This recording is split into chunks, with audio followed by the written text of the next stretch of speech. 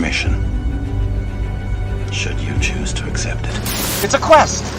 It's a quest for fun. Well, The Rock says, why don't we just cut right to the chase? Okay, now he wants to get together. Well, he wants to talk. I want you to do me a favor. I want you to tell all your friends about me. It's showtime, folks! What are you?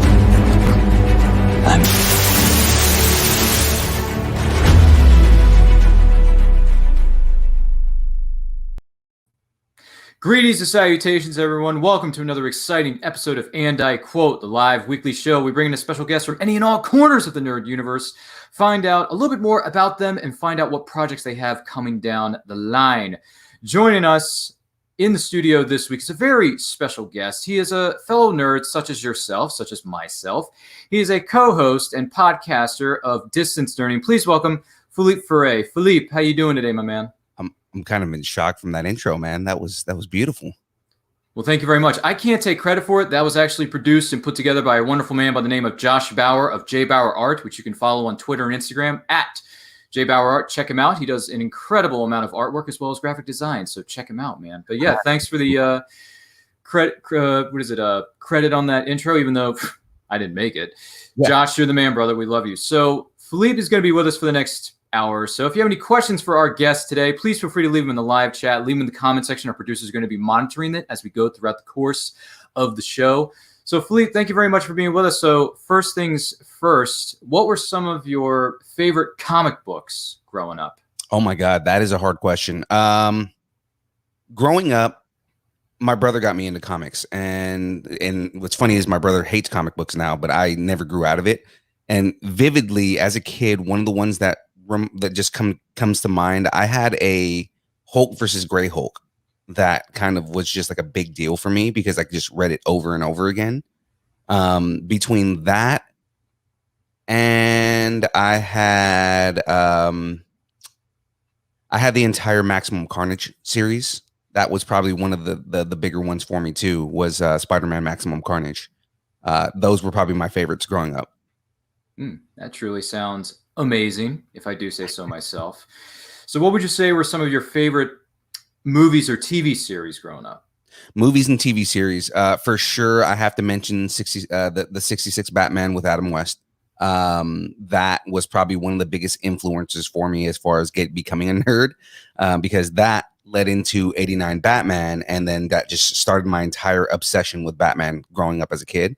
And like to this day, I'm still hugely obsessed with Batman. Like probably of all my comics, my biggest collection is Batman comics.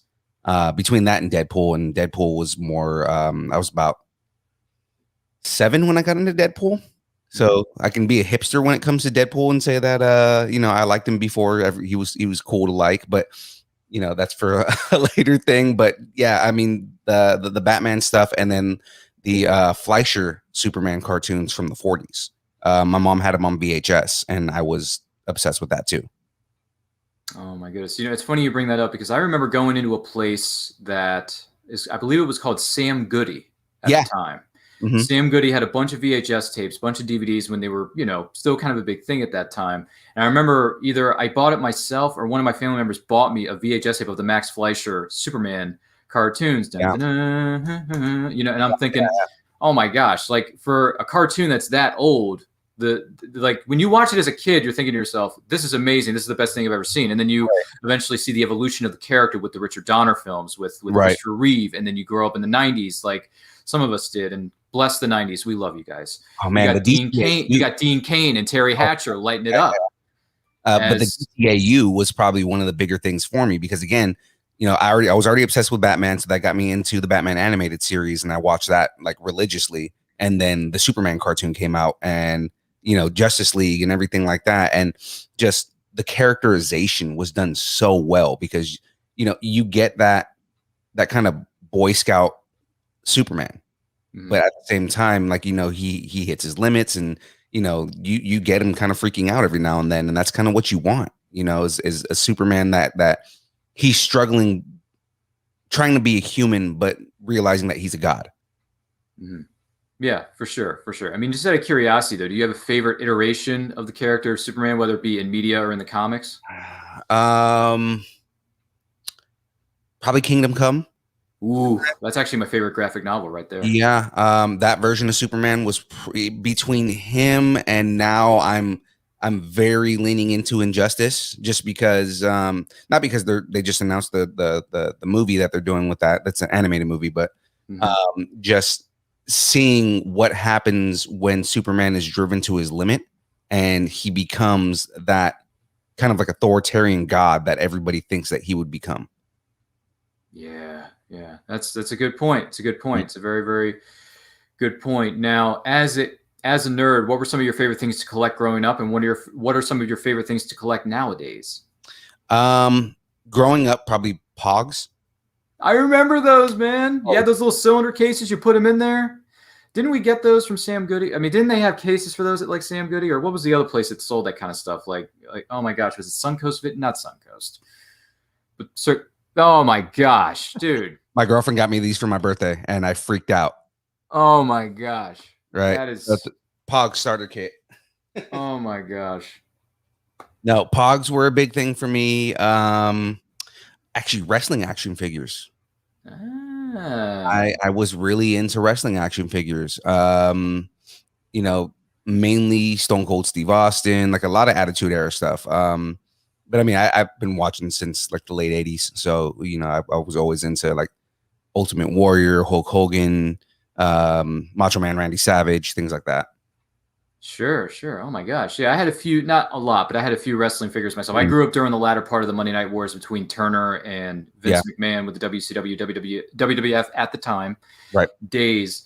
Yeah, I remember collecting, they had what was it, WCW Monday Nitro, like trading cards, and I actually still have those. Wow. I still have them. Some of them are in better shape than others, I will admit that. But if I see a couple of wrestlers at conventions, I'm definitely going to have them, probably, depending on what cards I have, I'll have them sign them. Yeah, the last guy that I saw was Honky Tonk Man. And man, that guy's awesome. We ended up having like a good 3-4 hour conversation with him because at the last, obviously this is like over a year ago, but last con that we were at, like people weren't talking to Honky Tonk Man. I'm like, it's Honky Tonk Man. How can you not talk to this guy? Walked up to him and we ended up having like a 3-hour conversation with him. He let us wear the title and everything. Oh, that's pretty cool. He brought his IC with him and we were just like, oh yeah, no, I'm wearing that. That's pretty cool, man. That's pretty good. Quick side note though. Are you watching the current number of episodes that they're doing on certain wrestlers on A&E? Oh yeah, I just started watching that because I thought it was going to be on Peacock and then realized it was on A&E and started watching it. It's great, man. I just finished watching the Roddy Piper one, and yeah, it's great. Yeah, it's a good documentary series. I've watched all the ones that they've aired thus far because I tape when they air on Sunday nights on my DVR, and then I watch them like a day or two after. When I can flip through the commercials because who wants to sit through commercials? Yeah, honestly, it's no fun. But I'm glad you're watching the series though. It's good stuff. It's very interesting stuff. Mm-hmm. For sure. What would you say were some of your favorite video games growing up? Ooh, Mortal Kombat had a lasting impression on me. The original one, obviously. Let me see. Of course, anything Mario. I mean, dude, my coasters are NES. Oh my gosh, Duck Hunt coasters. Yeah. Oh, Duck Hunt was great. Yeah. I mean, what really kind of coasted me into gaming, like shot me into gaming, was definitely when the first Halo came out. I was in high school, right, and getting into that, and then having LAN parties with my friends and stuff like that. I mean, I guess Unreal Tournament was another big one for me too, and that's for like deep cut gamers right there, because most gamers have heard of the Unreal Engine, but don't realize that came from a game called Unreal Tournament. Oh, okay, fair enough. Now, between the 95 film and the most recent reboot, which is your favorite of the two Mortal Kombat live action films? I did like the cheesiness of the original one, but I just didn't like the way the characters were treated in the original one, because they kind of made like Scorpion and Sub-Zero like side characters and stuff like that. I liked a lot of aspects of the new one, especially like going into the backstories. Like Hanzo Hasashi is one of my favorite characters of all time, and getting into that kind of like that tragic storyline was a big deal for me. Of course, they changed a couple of storylines, like background stories and whatnot. But I mean, I liked both of them for different reasons.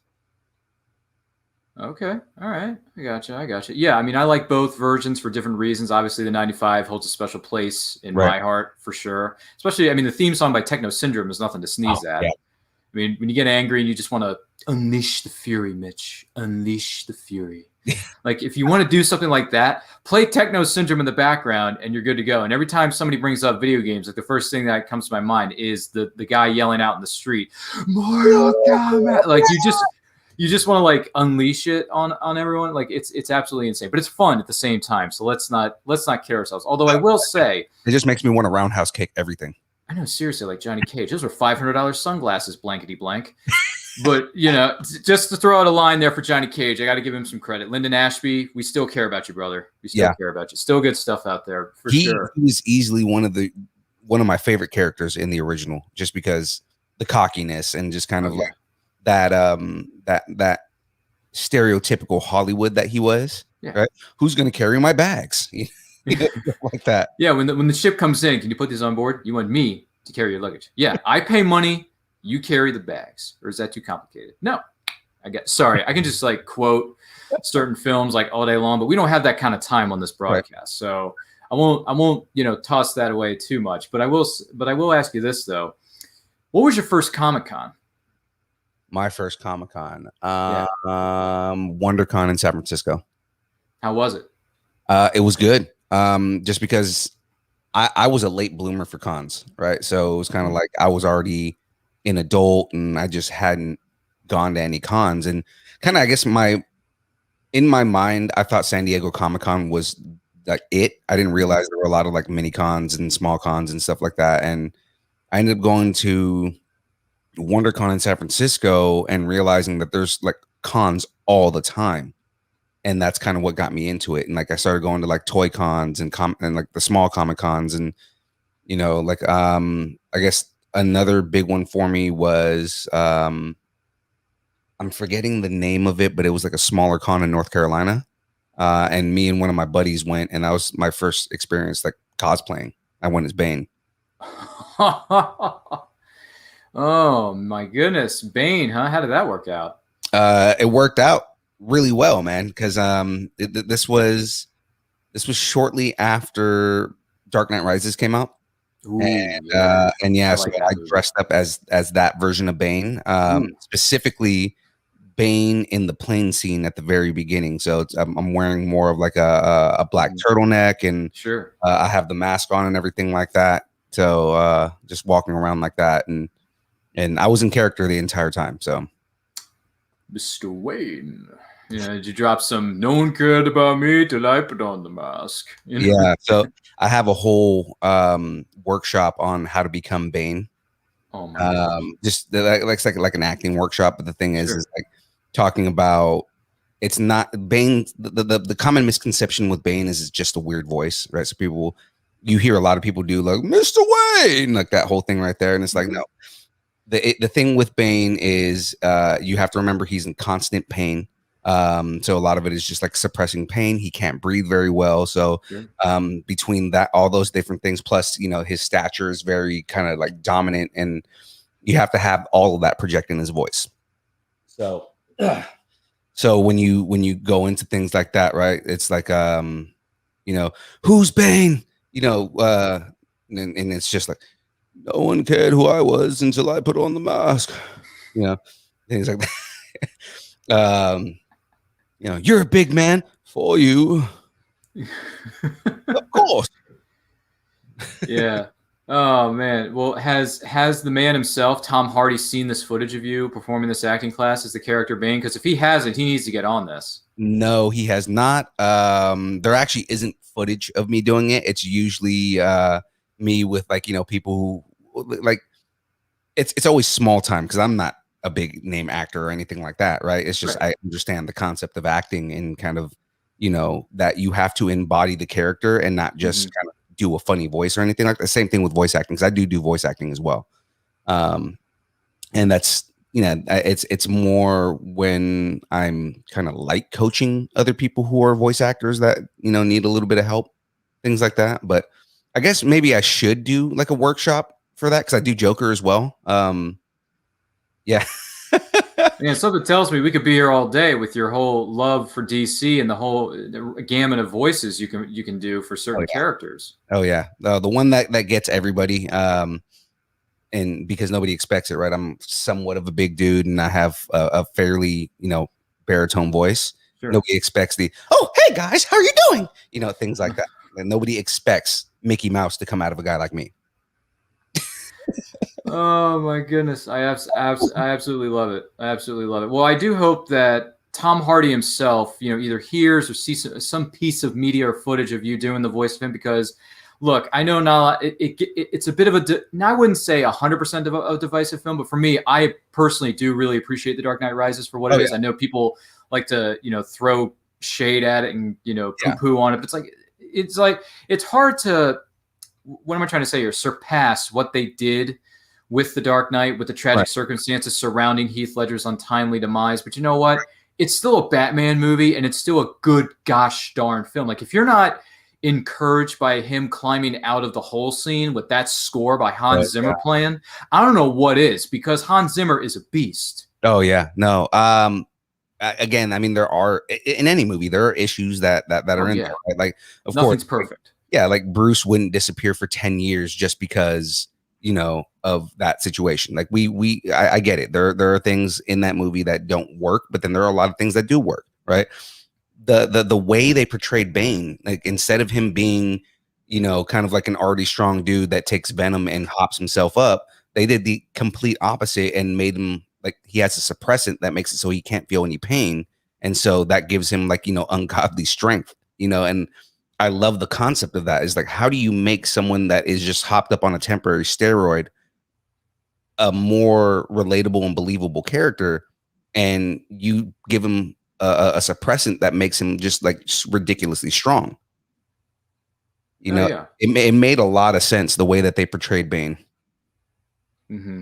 Mm-hmm. And I liked, the way he looked and how Tom Hardy presented him. I liked what they did. I mean, I like the trilogy as a whole. Some people may say, oh, there's only 2 good films in the trilogy because the third one really didn't do much. I'm like, yes, it did. Yeah, it did quite well, I might add. But that's just me. You do you. That's okay. We're all friends here. We're all friends. The thing is, like, I guess I would have wanted more out of Talia al Ghul. Mm-hmm. I would have, like. I felt like she didn't get enough in the movie, as far as like the way they explain the character and things like that. Sure. But again, I mean, there's small things. It's kind of small potatoes in comparison to how good the movie actually was. For sure. I love Kyle, man. I love the way that she played Catwoman. I thought that was a really good portrayal of Catwoman. I was unsure of her casting going in. I'm thinking, okay, Anne Hathaway, she has a lot of experience. She knows how to play, comedic, knows how to play a bit drama, but I wasn't too sure about how she was going to portray this iconic character, but she did it quite well. So Anne Hathaway, once again, my hat's off to you, because I felt the same way about, good element of the movie. Yeah, I felt the same way about Heath Ledger. When they first announced Heath Ledger as the Joker, I was like, what, the guy from 10 Things I Hate About You? I thought, no way is this guy going to do it. No possible way could this young man portray one of the most iconic villains of any form of media, not just in comics, but of all time. Yeah. And Heath Ledger, unfortunately, with his untimely demise, but bless the man's heart, because he delivered an out-of-the-park performance, and he deserved the award for it, whether it would have been posthumously or not. Yeah, I mean, his Joker is easily, between him and Mark Hamill, are like, It's terrifying. Oh my God, he is.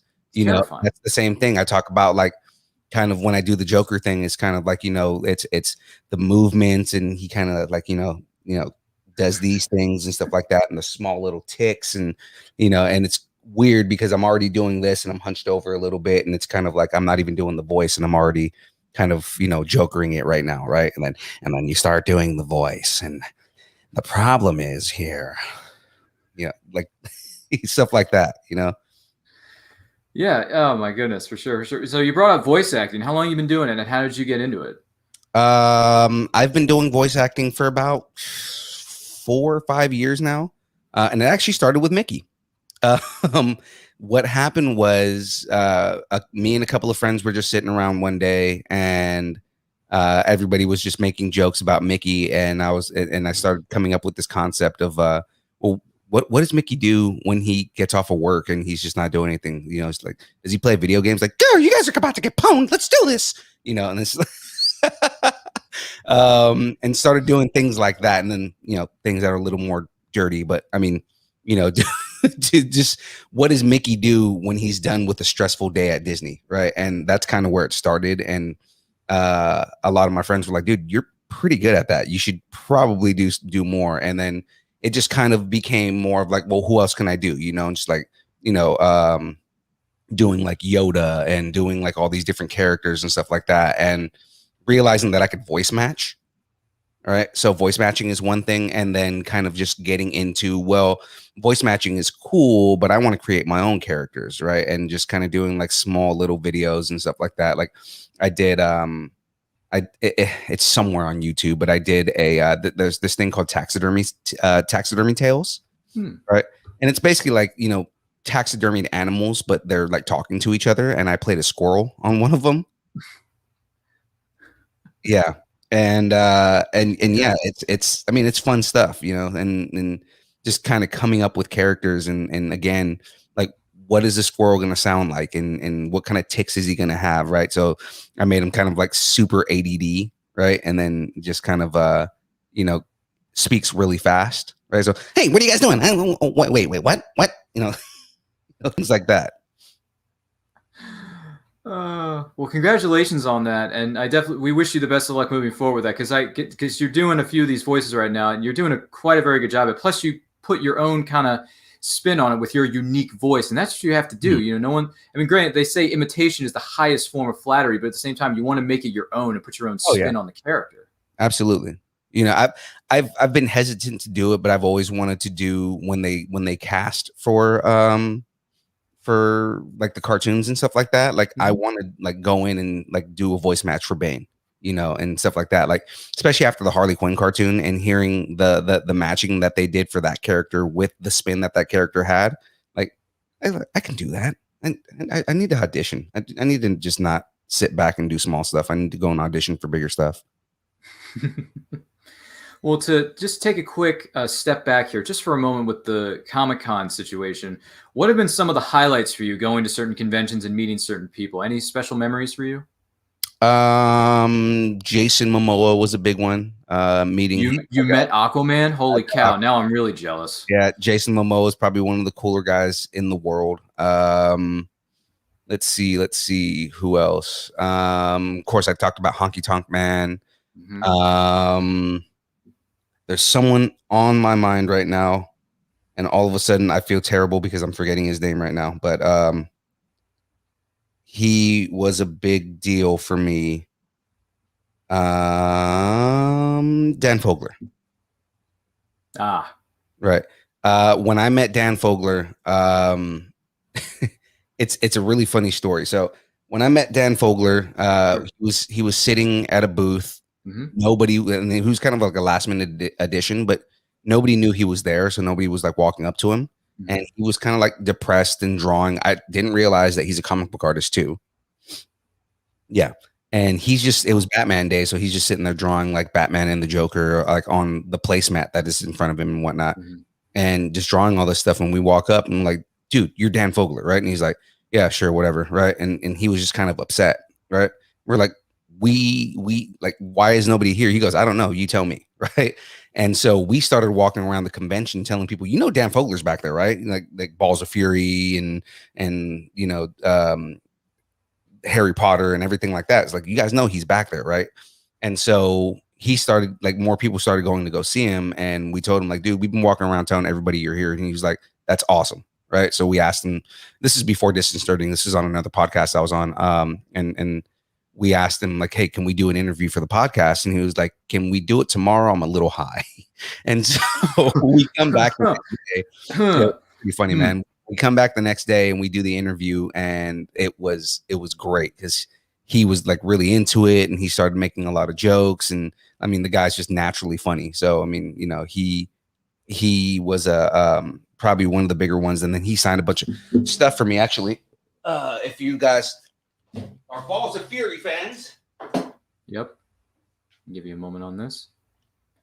This is one of my more cherished things, right? But he did this. So if you know Oh my goodness. theory, you know, it says Def Leppard right there, right? Mhm. And then on the back, he signed it both as Dan Fogler and Randy Daytona. Oh my gosh. Right. And I mean, you know, he didn't charge me for it, anything like that. Like, this is probably one of the more cherished things that I have. Wow. And then he signed, I bought all of his comic books, and he signed all the comics that I purchased from him too. So, Well, that is truly amazing. That is a great story. Thank you so much for sharing this. Now, correct me if I'm wrong. He was also in Fanboys, right? He was the guy. He was the guy driving the van. yes, and we were fanboying out on him about, like, dude, Fanboys. And I think what he liked about it was we weren't going after like all of his big like properties. Like, we didn't even mention when we did it, we didn't mention Fantastic Beasts and the fact that he was on The Walking Dead. Like, we were talking about Fanboys and Balls of Fury and like all these like smaller movies that he was in. Yeah, Fanboys. Yeah, and he just like you just see the smile on his face because he knew that we were genuine fans. Well, that is incredible. That is really, really incredible. You know, it's funny though. I've had one or two similar experiences where I've gone to a person's booth and there's like little to no line at their respective booths at the convention that they were at. Now, granted, the first one, George Newbern, the voice of Superman himself in the Justice League and Justice League Unlimited animated series. Yeah. Really little to no people were at his booth and the other thing was when he was at his booth at this convention, I believe it was Awesome Con in our nation's capital of Washington, D.C. He had no banner. There was no banner at his booth. I'm like, this is Superman. This is super. Yeah. I mean, granted, a lot of people betrayed the character, yes, but this is Super Loop. This is my number one. This is my boy. And there's no banner for this dude. Like, what the frack? Right. Like Newbern's voice. Like, again, anytime I hear anybody play Superman, it's exactly how I feel about Mark Hamill and Kevin Conroy. Right. Like, that's my Superman. Yeah. Right? So that voice. That's what I expect. A lot of us. Superman. Right. Yeah, for a lot of us, he was our Superman because when I first saw Justice League, he was the first voice that I heard. One of the first voices I should be hearing. Excuse me. So I walked up to him and I said, George, I noticed how many people were at your booth, but I got to say, you were a great Superman. You really were. And I had him sign the Justice League 8x10 print that he had at his booth. And then it took me a minute, but then I realized he was the love interest for Elizabeth Shue in Adventures in Babysitting in 1987. He was the guy at the frat party who helped her pay for the tire for her car, or pay for the window. Excuse me. I think it was it was for the tire. It was for the tire. He was the guy who drove her and the kids to the body shop. That was him. And I'm thinking, oh my gosh, this guy has been in an iconic 80s film and he's the voice of Superman at the same time. Yeah. Who'd have freaking thunk that this guy would have done that in the nature of his career? But first of all, George Newbern, if you're watching this, congratulations. You're an awesome, tacular person. And second of all, the second person I saw, which at the same convention, I think it was either that year or the year after. And this, by the way, just to give everyone a little bit of context, this is at Awesome Con in Washington, D.C. It's one of the biggest conventions on the East Coast, respectively.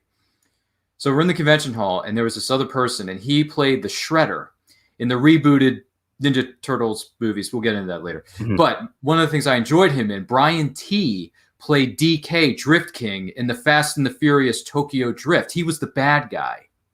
Nice. He was the antagonist. Do you remember this film? Yeah. I remember him. Okay. So he was there at his booth, and not many people were giving him much of the time of day. And I walk up to him and I say, "Listen, I just want to tell you, Fast and the Furious Tokyo Drift of certain movies within the franchise, it's one of my all-time favorites, just because it's strictly about who is the best street racer. It's not about stealing TVs. It's not about pulling off heists. It's about strictly who is the man. He drove. Who is the beast? Right?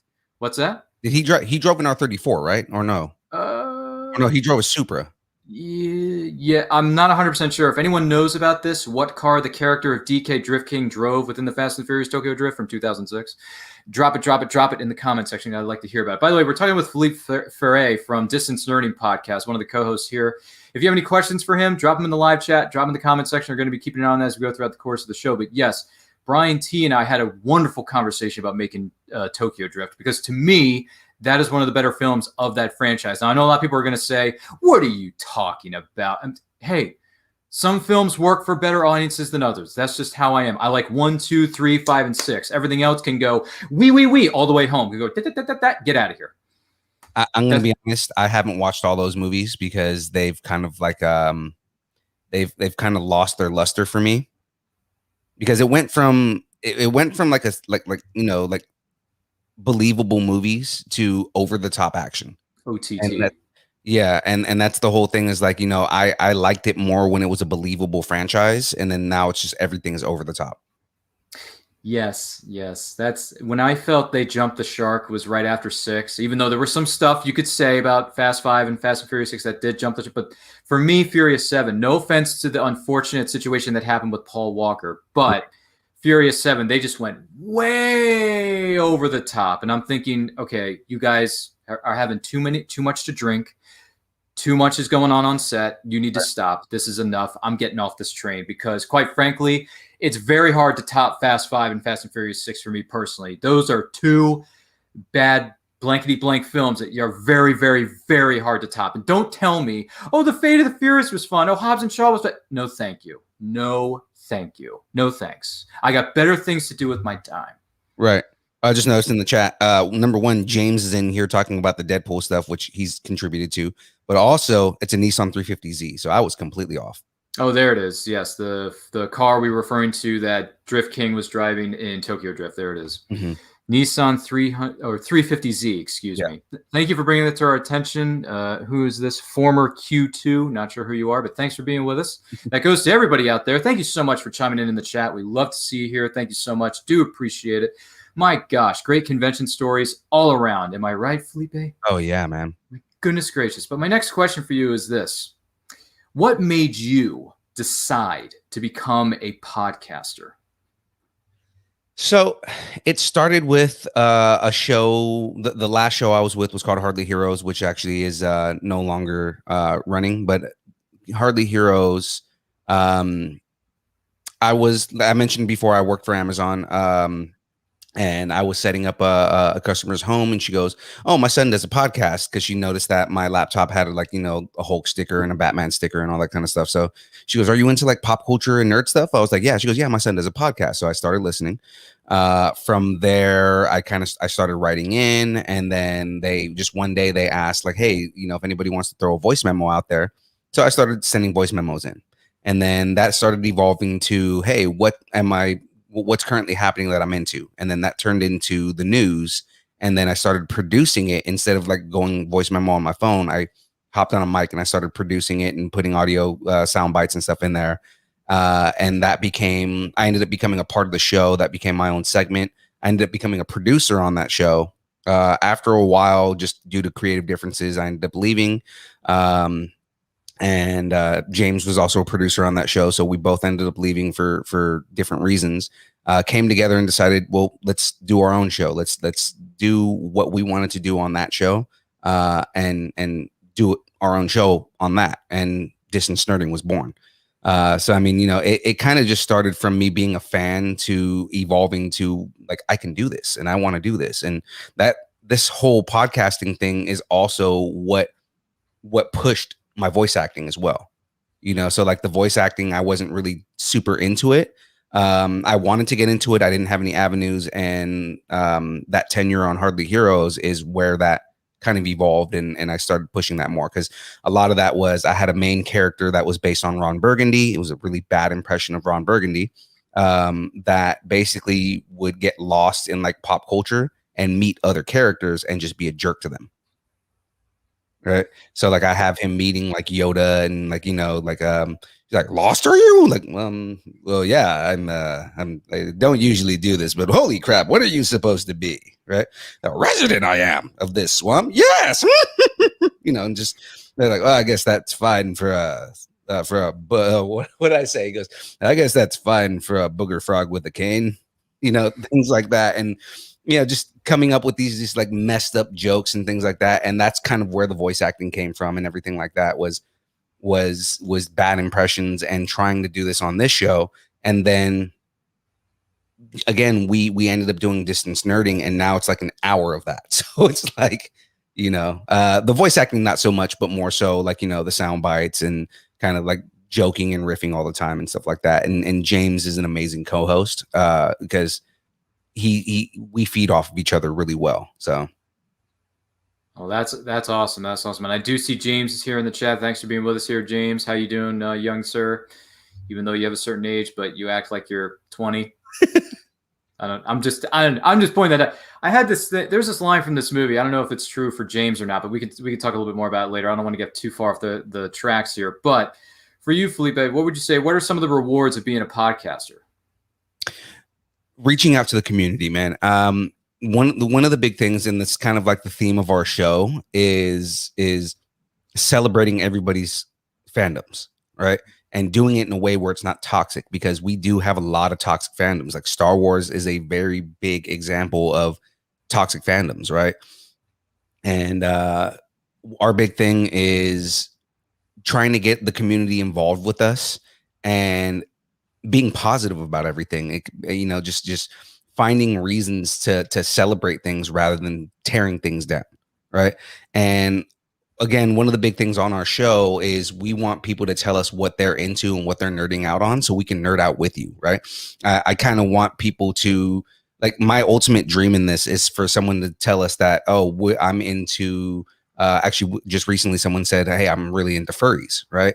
And I want to do research on that and say, like, there's a lot of stigma on like the furry community, but what I want to do is be able to celebrate that and tell people this is why people like this fandom and this is why they enjoy doing this, and a lot of times I'll do research on things that I may not understand and I might become a fan. I've made jokes in the past about doing it for My Little Pony, because bronies, that's a pretty big community. Dude, I've watched a couple episodes of the recent My Little Pony, and it's like, I get why people like this. It's basically exactly like Adventure Time. If people like Adventure Time, then My Little Pony is almost the same thing as far as like the comedy and the way that the show goes. It's not just how we saw it in the 90s when it was just like a show for little girls, right? It really is a show that reaches out to everybody, as far as what I can see now. Mm-hmm. Right, absolutely. Now, on the flip side of things, what would you say are some of the challenges of being a podcaster? Time. I don't really have the time for everything, especially like, my work takes a lot of my time away from me, with overtime and everything like that. And it's just kind of like between that and then just being exhausted from a lot of times from just working and whatnot, it's finding the time. And because I have a passion for it, but finding the time to knock everything out and do it in a way where I get it out, like, respectfully for everybody. Yeah, I can definitely see that. A lot of time, whether it's pre-production, post-production, all that stuff, it does take a bit of time, no matter what type of show you are putting together, no matter what type of software you are using. A lot of us here, especially us here, whatever podcast, whatever YouTube channel you're on, it takes a lot. It takes a lot, and also takes a lot of patience. Oh yeah. That's another. I would love to podcast, full time and get paid to do that, because I mean, if I could podcast full time and do that all the time and get paid to just podcast, like my shows would be out on time every time, and things like that. But, again, it's I got to pay the bills. So that's where the pitfalls come in. Yeah, that's the goal for every podcast, including us too here at Nerd Culture. But at the same time, if you're doing something you love, it's not work. Exactly. Like, I enjoy doing it, and that's why I put in the extra time to do it, because I find joy in it, Yeah, for sure. Now, with distance nerding, any special memories from your show thus far, or meeting other people at events with your show, Distance Nerding, and your team? Well, we started in the pandemic, so we haven't really done like huge events yet. I mean, we've done one. We did KyberCon just recently, which is there's a shop out here called Kyber Cave, and they're a custom saber shop, so they build like custom lightsabers. And we just recently did an event with them where we basically hosted everything, and Dominic Pace, who plays Gecko in The Mandalorian, was there. So that was kind of cool. That's probably one of the bigger memories so far. Aside from, again, we did an interview with Gene Freeman, who is the stuntman for Grief Karga in The Mandalorian. We just did the Brandon McKinney interview. We did an interview with a guy named Curtis Corona, who is he's a visual effects supervisor, and he did the Snyder Cut, like stuff like that, so, we've done some pretty decent interviews that like kind of get me giddy, and I'm just excited to do more of those. All right. Wish you the best of luck with that moving forward for sure. Now, what would you say are your plans for your podcast moving forward? My plans are just, again, it's really just to grow the community as much as we can. You know, we just want to fan out with people, right? Like we want to mark out like crazy, you know. So the whole thing is we just want more people to tell us what they're into, and we fan out with them, and that will help grow our show and everything like that. Because again, we are nothing without the we call them the nerds, but we're nothing without the nerds out there, right? We're nothing without the people who listen to the show. And we want them to be as much a part of the show as we are. Like we don't want them to just be like, we don't like that wall of just, you know, they're fans and we're hosts. Like we want them to be a part of our entire experience. So we want to grow that community as much as possible, so that way we have more people to fan out with. Well, that sounds great. Wish you the best of luck with that, with your team and everyone else moving forward with Distance Nerding. Now, before we turn things over to the chat, like I said, we're talking with Philippe Ferrey of Distance Nerding. If any of you have any questions for him, drop them in the live chat, drop them in the comment section. We would love to hear from you. I already see a number of you chiming in here, and we absolutely love it. So, with a few things, we do have one or two questions here for you to kick things off here. Yeah. So let's see here. Brian, well, this is more of a comment. Brian Wensloff of Reels and Heels says, I was a Pogs champion in San Diego, brother. That is amazing. I need to know what kind of slammer he was using. There you go. There's the question, Brian. What kind of slammer were you using? That's something I never thought I would hear on this show. I'm just saying. And Terry MacGyver, by the way, Terry MacGyver is a great supporter of this show and every show that is on the interwebs. Terry, our good friend from Ireland, he's got the luck of the Irish on his side. He says, I found my Pogs collection a few weeks back. So many. Why? Good Lord. What can I say, Terry? If you got enough of them, just keep on rolling, man. Just keep on rolling. In regards to some of the stories you were talking about pro wrestlers earlier here, he says, Jeff Hardy asked to buy my 80s and 90s wrestling figures collection a while back, but he was quickly told no. Oh, come on, man. Yeah, just delete. Delete. More of a Matt thing, but still, delete. I know. Get it out of here. What are you doing to me? In regards to your memories of video games, Terry chimes in. He says, what is it? Medal of Honor 4-way multi-tap and any of the wrestling games. Always got hours of play with my friends and myself. Yeah. Medal of Honor Big Red 1 was a big one, which came out around the same time as Medal of Honor 4. Oh, no. Was it? I'm thinking of the wrong game. No, Medal of Honor 4 actually was... that's where they switched over to tactical combat. So you actually have like team members that had their roles in the teams. Yeah, that one was really good. That's also the one where they had fully destructible environments, so you could like blow up an entire building. Yeah, I can get with that. By the way, you said something earlier on about Halo. One of my favorite things about Halo is the score. Yeah. The score actually makes you feel like you're in 5,000 years in the future on that ship with the Marines. It's absolutely insane.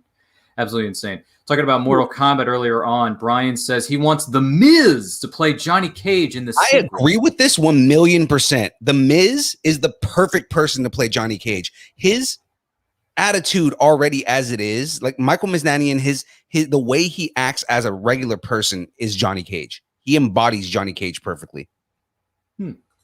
Well, maybe they'll involve him in the sequel or not. I haven't heard. Have you heard if they're going to make a Mortal Kombat 2 after the first one debuted in theaters and on HBO Max? I heard that they're greenlighting it, but I mean, again, it's all rumors right now. Yeah, I was going to say, because I haven't heard that it's 100% official that they're moving forward with an MK2, but they did leave it wide open. Oh, yeah, they did. Definitely for multiple sequels, so I'd be fine with that. By the way, Brian actually does have a question for you. Brian from Reels and Heels, he says, since you do voice acting, I'm sure you're a good singer too, right? I am actually. I can sing. I'm not going to do that right now, but I mean, yeah. And again, I've done that with Mickey too. So actually, one of the things I've done with Mickey on some of the gaming streams I've done, we had a stream where people would request 80 songs to be sung by Mickey Mouse. So never gonna give you up, never gonna let you down, you know, as Mickey Mouse and things like that, right? So. We're no strangers to love, you know. in that voice. And what's funny is I've had a couple of voice actors tell me, like, if you can do a voice and sing in it, then you're golden. Because if you can sing in a character's voice, then you have that character down. Can we expect a debut album from you with your voice acting as those characters singing popular 80s songs in the near future? Potentially. Now, I didn't think about it, but now I'm going to do that. Like, I'm already thinking right now, I might do, let me do Strangers in the Night as the Joker. Ooh. That sounds a bit creepy, but at the same time, it makes sense. So I would like to hear that one of these days. If you ever cut a track, put it out on YouTube for us. That's the point, is that it's supposed to be creepy. Actually, one of the things that I've always wanted to do, and I have to write it, but I want to do Bane and the Joker having a conversation about how to kill Batman. Kind of similar, maybe similar to the Batman animated series episode when they had all like 8 villains sitting around a card table playing poker, saying, "Hey, right. I almost had him. I almost killed the Bat." Right. Right. I want to do, but I want to do Heath Ledger's Joker talking to Tom Hardy's Bane. I would pay money for this. Jose Canseco Bat, tell me you didn't pay money for this. Sorry, that's a line from another movie and somewhat irrelevant to this discussion, but I must say it. You got to do this, man. I want to hear this. I got one of these days. You got to cut a track and like put it out. Yeah, I have to write it first. Oh, of course. Yeah, it's a process, but can you please do it for us, please? Yeah, I mean, because the whole thing is you have to write the Joker where he is completely psychological. Like, everything has to be intelligent but crazy at the same time, and that's almost hard to write. So, I mean, that's having that conversation, especially he wants to be the smartest guy in the room, so he's definitely trying to outsmart Bane, but Bane is also hyper intelligent. So it's just kind of like it's two guys that are extremely smart discussing how they're going to defeat the Batman. Sure. Wish you the best of luck on putting that together. I don't want to kill you. What would I do without you? You complete me. Yeah. Go back to ripping off mob dealers? No. You complete me. See, there you go. See, I even did some of the lines wrong. That just goes to show you. I got a little bit more homework to do on my side of the fence. But good stuff, man. Brian says that Dave Bautista wants to play the character of Bane in a future installment of a Batman film. How would you feel about that? I love Dave Bautista.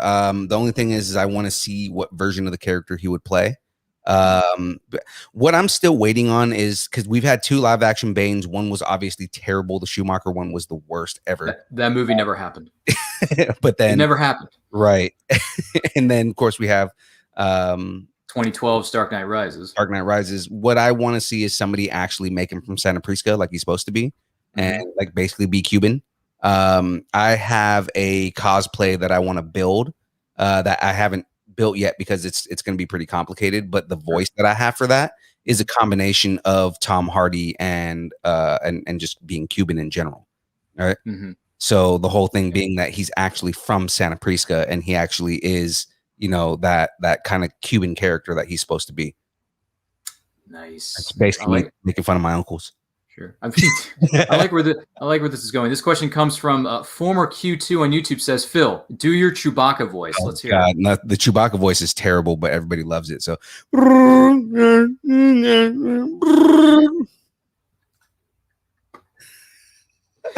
someone get this big walking carpet out of my way.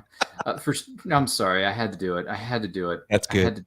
Brian, once again, Brian is just on fire with these questions. He says, can you do Mickey Mouse as Sean Penn from the motion picture Fast Times at Ridgemont High? Oh, I don't have any lines in my head that immediately come to mind. That was my skull. Oh my God.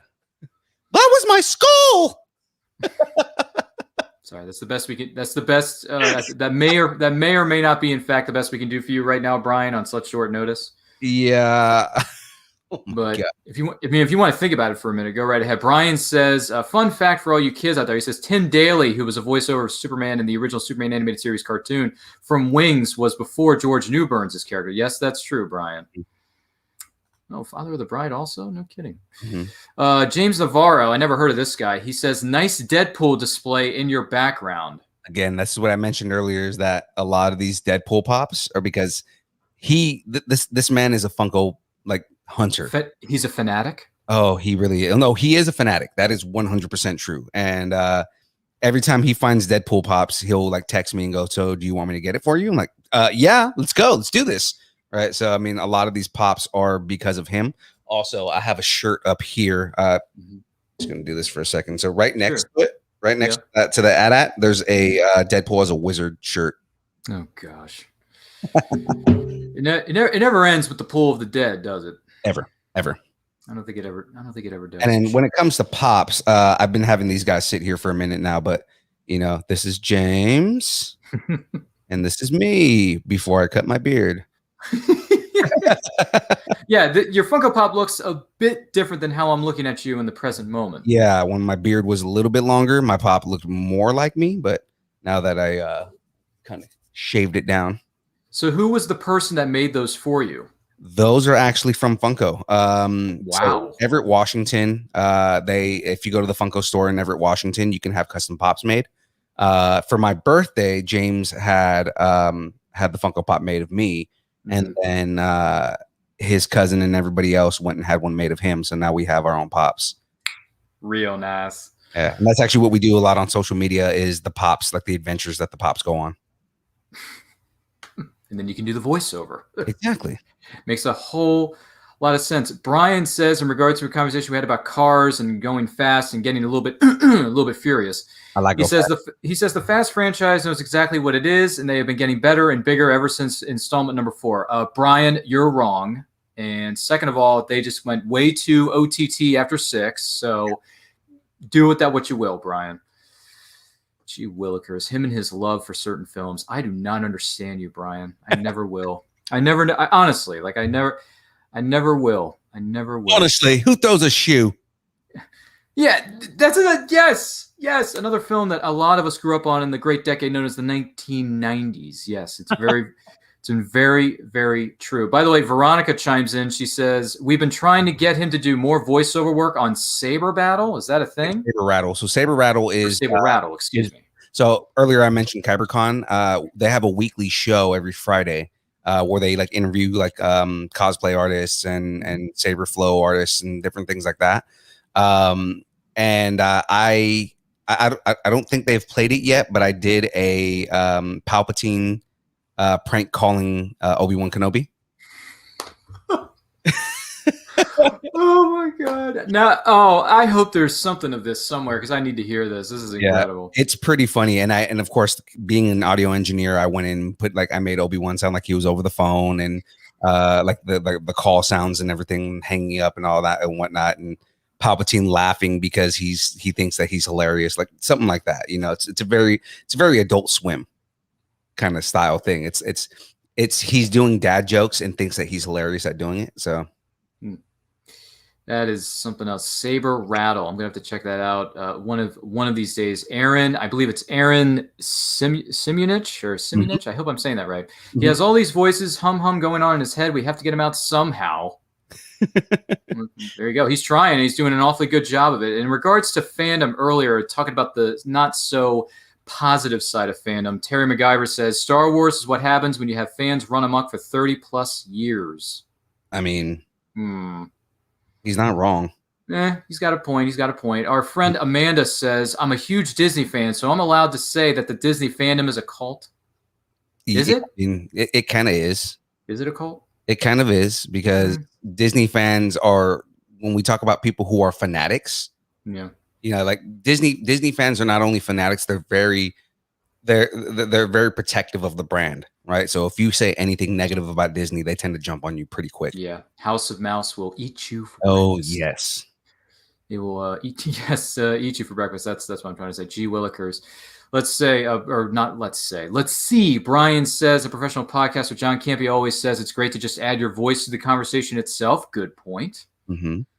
Good point. Let's see. Terry MacGyver asks, have you still got the first comic book you ever bought? I do. It is in terrible condition, but I tend to show it to people a lot.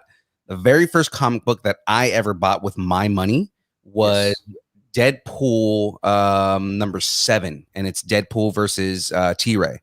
The cover is ripped off of it, and it's just kind of like it's in the worst shape ever, but I will never get rid of this comic because it's sitting on the shelf right now. But I mean, Yeah, it's still one of my favorite comics because it was the first one I ever purchased with my own money. Like, technically, it was still my parents' money because it was like, not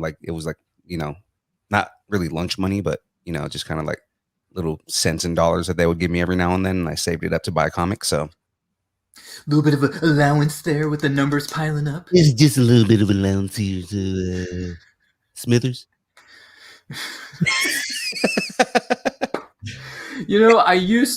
I still do to this day, actually. I do a Mr. Burns impression sometimes, and it catches people completely off guard, and they don't know why I do it. But I'm thinking to myself, if something is going well, or if somebody that I'm not maybe such a big fan of is going through a rough time, I'm like, excellent, Smithers. We must find a plan to humiliate that person. We must find a plan to humiliate Homer Simpson. that is amazing. Thank you so much.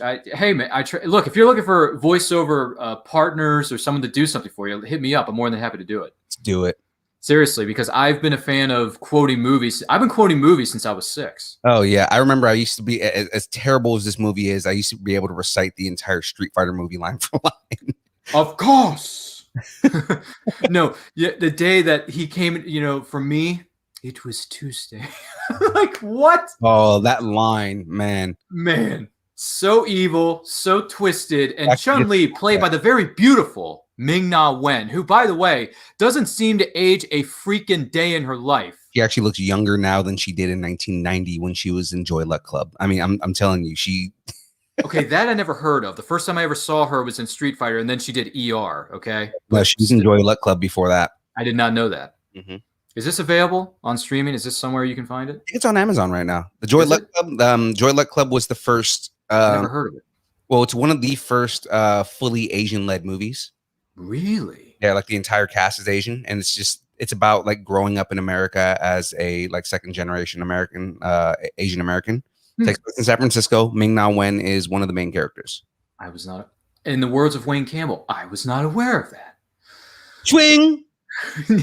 Yeah, he can ruin a Led Zeppelin concert in reruns. Swing, swing, swing. And the parents will let you turn up the volume. Swing, swing. All the women coming by, and that's a funny thing. Like, people, not too many people like the second film with Wayne stuff, but I love it, man. It's so funny. Hey Milton, how's it going? Awesome party, good tunes, good brew, good buddies. I feel great, man. I feel great. Remember that, the late great Chris Farley? Let's not forget about him here. Chris Farley, man. Oh, come on, Tommy boy, fat guy in a little coat. Come on, man. She got it on. No, you didn't. No, they did. No, they didn't. But you can imagine it, though, right? Yeah. All right, everybody on. Good, great, grand, wonderful. No yelling on the butt. So on and so forth. Rest in peace, Chris Farley. Full disclosure. Goodness gracious. Oh, man. Oh, we can quote these movies all day, son. All day.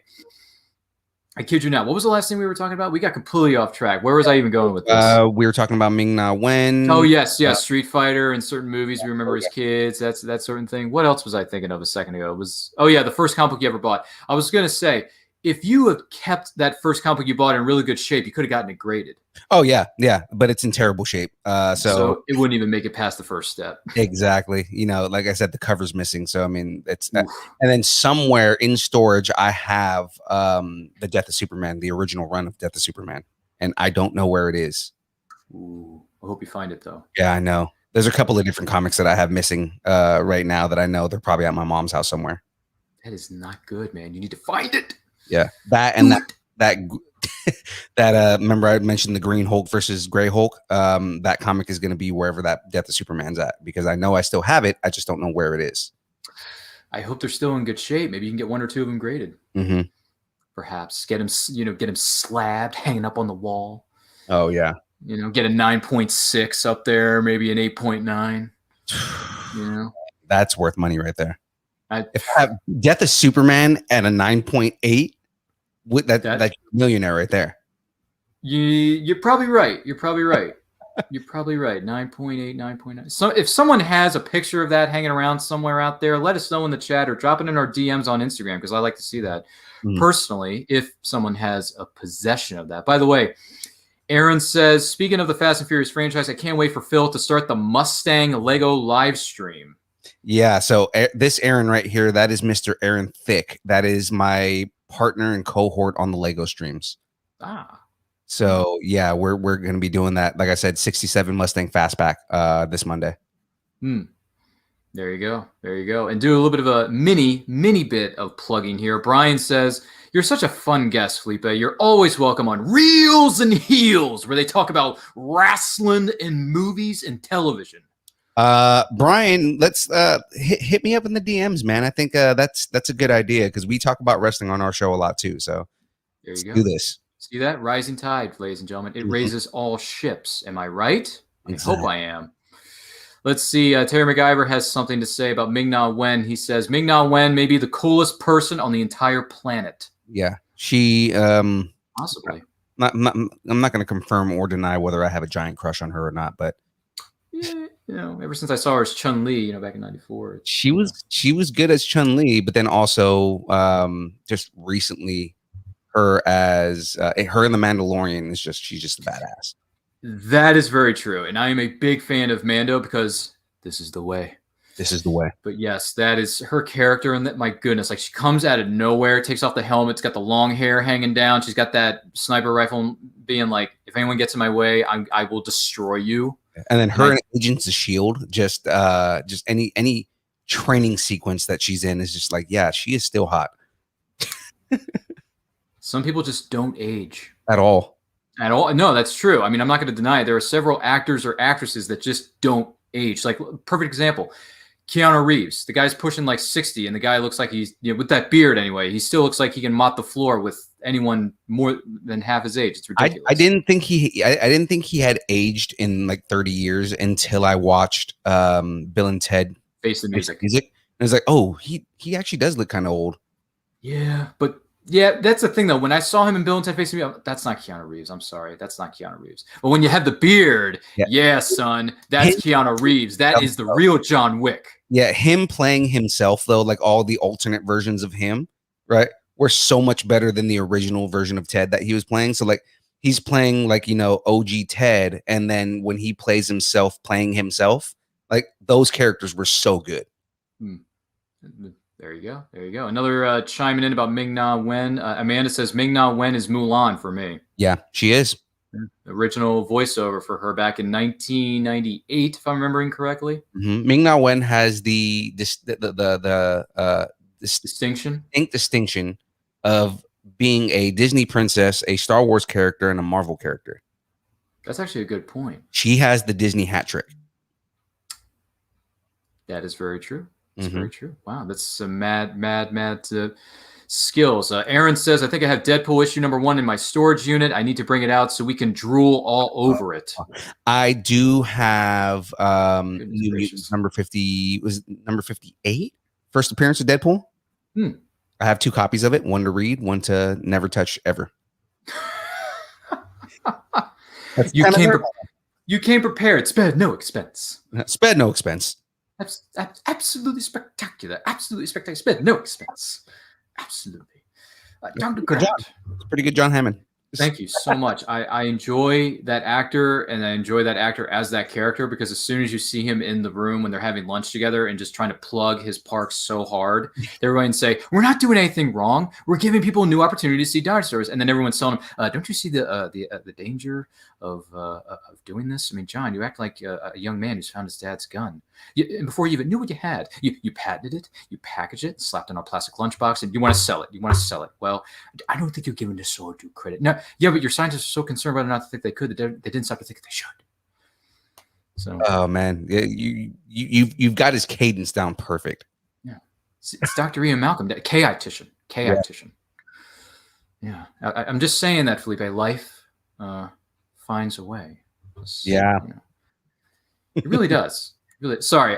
Like I said, we can quote these things all day, but I'm sure that some of you out there may be enjoying this a little bit more than we are. I'm just gonna say that. But you know what, Philippe Ferrey, you are an awesome-tacular person. I want to know one thing. Yes, Any sir. upcoming projects you can tell us about, and where can the good people of these interwebs find you online, good sir? All right, so projects that we have coming up, it's really just again, we do Lego live streams every Monday about from 6 to 8 Pacific Standard Time.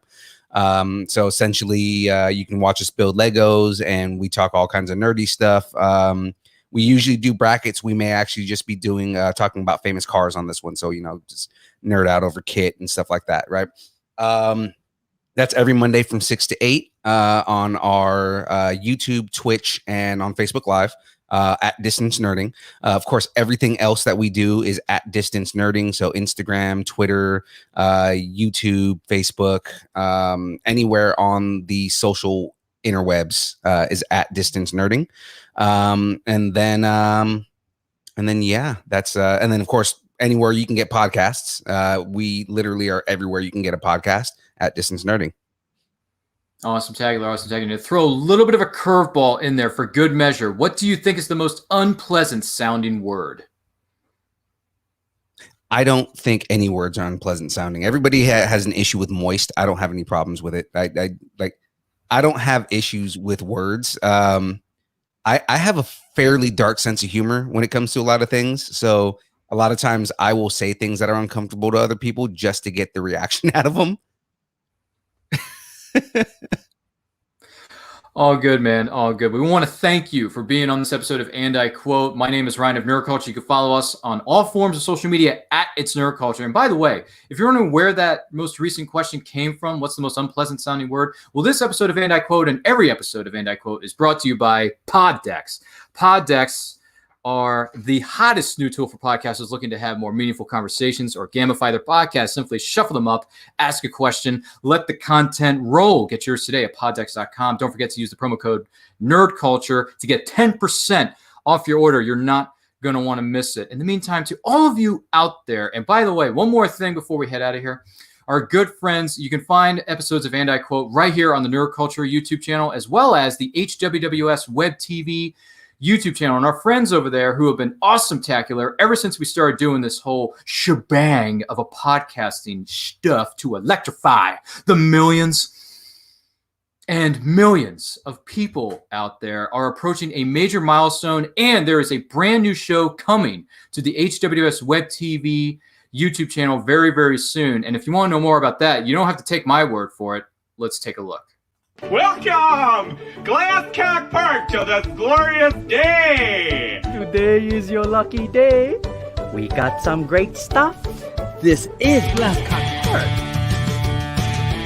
Marvelous! Thank you. Come on, let's go! I don't have all day, people! Now, it's time.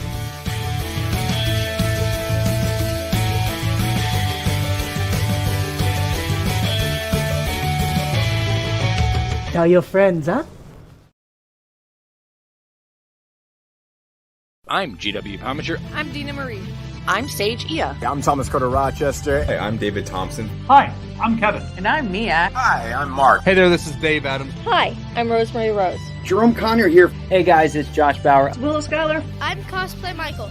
I'm Brava. It's your boy Country. I'm Ryan Permison. And I'd like to ask you guys, please subscribe. Please subscribe. Please subscribe. Please subscribe. Please subscribe. Please subscribe. Please subscribe. Subscribe. Please subscribe to HWWS Web TV. Great bunch of people. And don't forget to smash the bell. Ring that bell. Smash that bell. Hit that bell. Hit the bell to be notified. Hit the bell to get notified of new shows and videos. You're going to want to do that, so do that soon. So we can cross that 20,000 mark. And get us to 100,000 subscribers. To 1 million, and 10 million, and 100 million. On HWWS. Web TV. You'll really like it. I guarantee it. Thank you. In the meantime, to all of you out there, stay healthy, stay strong, stay safe, and never apologize for being nerdy. Take care, everyone. Thanks.